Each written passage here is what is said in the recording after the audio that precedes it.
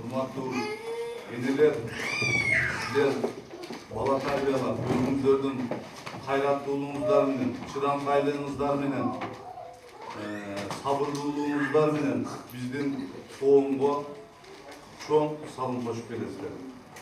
Бизде кыргызда жакшы сөз бар. Энесиз акын болбойт, энеси жок батыр болбойт деген сөз бекеринен чыккан эмес.